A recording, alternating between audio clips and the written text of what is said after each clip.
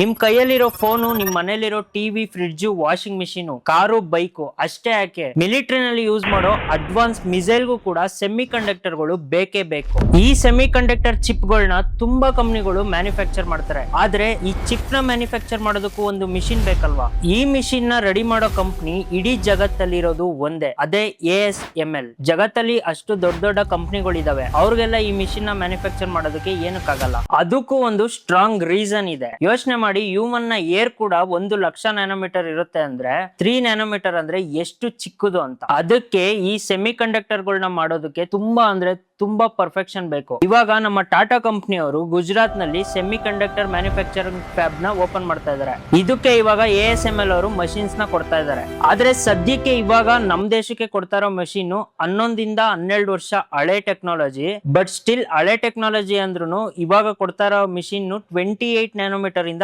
110 nanometre ವರೆಗೂ chips ನ ಮಾಡಬಹುದು. ಈಗ ಆಲ್ಮೋಸ್ಟ್ ಎಲ್ಲಾ ಫೋನ್ ಗಳಲ್ಲೂ 10 ನ್ಯಾನೋಮೀಟರ್ ಗಿಂತ ಕಡಿಮೆ ಸೆಮಿ ಕಂಡಕ್ಟರ್ ಟೆಕ್ನಾಲಜಿ ಇರೋ ಚಿಪ್ಸ್ ನ ಯೂಸ್ ಮಾಡ್ತಾ ಇದಾರೆ. ಪ್ರೀಮಿಯಂ ಸೆಗ್ಮೆಂಟ್ ಅಲ್ಲಿ ಬರೋ ಫೋನ್ ಗಳಿಗೆಲ್ಲ 3 ನ್ಯಾನೋಮೀಟರ್ ಚಿಪ್ಸ್ ನ ಯೂಸ್ ಮಾಡ್ತಾ ಇದಾರೆ. ಈಗ ಸದ್ಯಕ್ಕೆ ನಮ್ ದೇಶದಲ್ಲಿ ಏನು ಸೆಮಿ ಕಂಡಕ್ಟರ್ ಗಳು ಮ್ಯಾನುಫ್ಯಾಕ್ಚರ್ ಆಗ್ತಾವೋ ಅದನ್ನ ಫೋನ್ ನಲ್ಲಿ ಜಾಸ್ತಿ ಯೂಸ್ ಮಾಡೋದಿಲ್ಲ. ಅದು ಬಿಟ್ಟು TV, car, washing machine, fridge ಅದರಿಂದ ಹಿಡಿದು ಮಿಲಿಟರಿ ನಲ್ಲಿ ಯೂಸ್ ಆಗೋ ಅಡ್ವಾನ್ಸ್ ಮಷೀನ್ಸ್ ತನಕ 70% ಡಿವೈಸಸ್ ಗೆ ಬೇಕಾಗಿರೋ ಸೆಮಿ ಕಂಡಕ್ಟರ್ ಗಳು ಇವಾಗ ನಮ್ ದೇಶದಲ್ಲೇ ಮ್ಯಾನುಫ್ಯಾಕ್ಚರ್ ಆಗುತ್ತೆ. ಇನ್ಫಾರ್ಮೇಶನ್ ಇಷ್ಟ ಆಗಿದ್ರೆ ಲೈಕ್ ಮಾಡಿ, ಶೇರ್ ಮಾಡಿ, ಫಾಲೋ ಮಾಡೋದನ್ನ ಮರಿಬೇಡಿ.